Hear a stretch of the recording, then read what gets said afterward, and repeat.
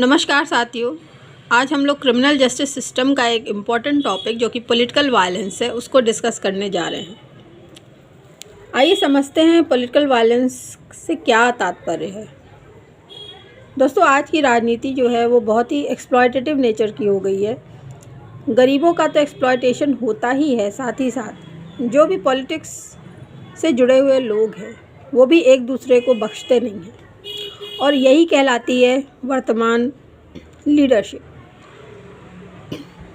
It requires attainment of certain aims like seizure of power and thus uses all available methods to do so, and violence is one of them.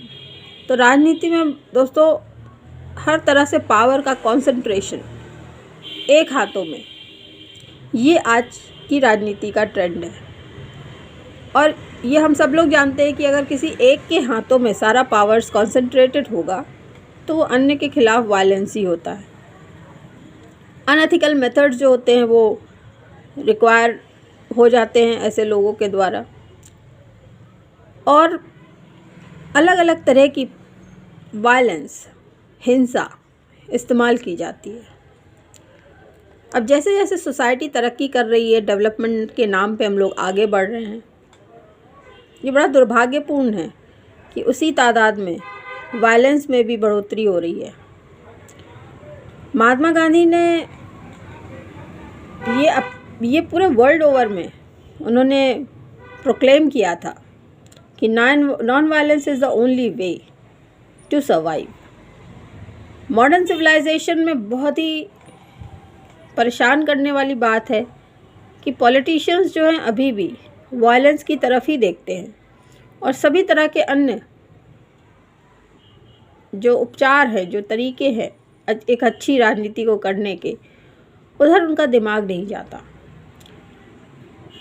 और हम सब लोग ये जानते हैं कि violence will beget only violence, यानी हिंसा से हिंसा ही पैदा होती है।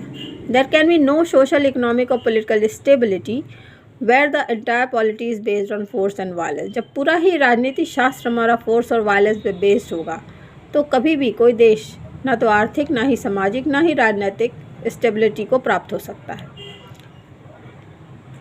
रेबेलियन तरह तरह के होने लगते हैं सरकारों के खिलाफ, सरकारें गिरती हैं, बनती है। स्टेबिलिटी नहीं होगी तो तरक्की नहीं होती। अच्छा, तरक्की के जो मायने हैं, जो डेफिनेशन है, वो भी बहुत ही विकृत हो गई है।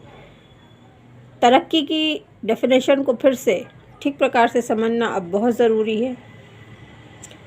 बहुत ही विरोधाभास है कि वायलेंस जो है वो एसेंशियल इंग्रेडिएंट हो गया, बहुत ज़रूरी हो गया है कि पीस को कैसे बनाया जाए।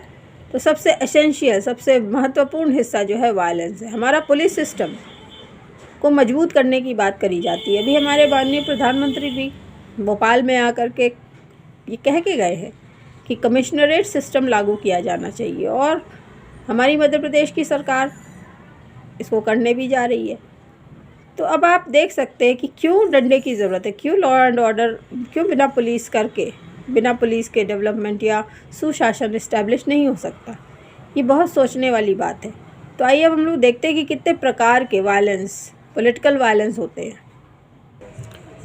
दोस्तों, इसमें पहला है जीनोसाइड। आपने हिटलर का नाम सुना होगा।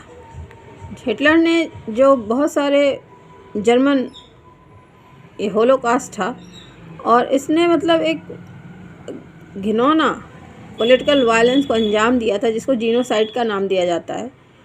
उसमें एक साथ एक ही कम्युनिटी के, एक ही रिलीजन के कितने सारे लोगों को एक साथ चेम्बर में रख के जला दिया जाता था। दूसरा होता है human rights violation. Human right violation में अब्यूज़ होता है, डिनाइल होता है ह्यूमन राइट्स का, चाहे वो सिविल हो, चाहे पॉलिटिकल हो, चाहे कल्चरल हो, सोशल, इकोनॉमिक, किसी भी प्रकार के जो हक होते हैं इंसानों के, उसको डिनाई कर दिया जाता है कि आपको नहीं मिलेंगे। इन ह्यूमन कंडीशंस प्रिवेल करने लगती हैं। तीसरी बात है वॉर। तो स्टेट जो ऐसा स्टेट बन जाता है, ऐसी अवस्था बन जाती है ऑर्गेनाइज्ड आर्म्ड कॉन्फ्लिक्ट्स की, और लंबे समय तक जो कॉन्फ्लिक्ट चलते हैं चाहे वो बिटवीन नेशंस हों, चाहे स्टेट्स हों, चाहे पार्टीज़ हों, ये कहलाता है वॉर। आपने कोल्ड वॉर को भी सुना होगा। The next one being police brutality. Police द्वारा किया गया अत्याचार। तो सिविल राइट्स वायलेटिव जब हो जाते हैं, जब भी जनता सिविल राइट्स का वायलेशन एक्सपीरियंस करती है, तो पुलिस ऑफिसर जो है वो एक्सेसिव फोर्स लगा कर अपने काम को अंजाम देता है, और यही कहलाता है पुलिस ब्रुटैलिटी, जिसमें पुलिस द्वारा लाठीचार्ज आदि आते हैं। फिर आया फेमीन। फेमीन यानी कि अकाल। ये रिज़ल्ट होता है एक सेट ऑफ कंडीशंस का which occurs when a large number of people in the region can not obtain sufficient food. अगर बहुत सारे लोगों को सामान्य से भी निम्न अमाउंट में खाना मिलता है या खाना नहीं मिलता है, तो फिर एक माल न्यूट्रिशन, एक डेथ और मृत्यु का मायाजाल सा फैल जाता है, उसको हम कहते हैं फेमीन। गवर्नमेंट का जो inefficient distribution of food system होता है, उसका ये रिज़ल्ट होता है। फिर आता है काउंटर इंसर्जेंसी या फिर रिप्रेशन।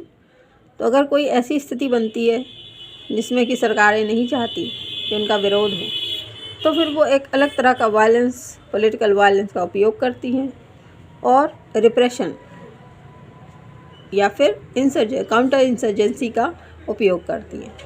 और सरकारें रोडों पे, शहरों में फोर्सेस को उतार देती है ताकि वही हो जो वो करना चाहती है।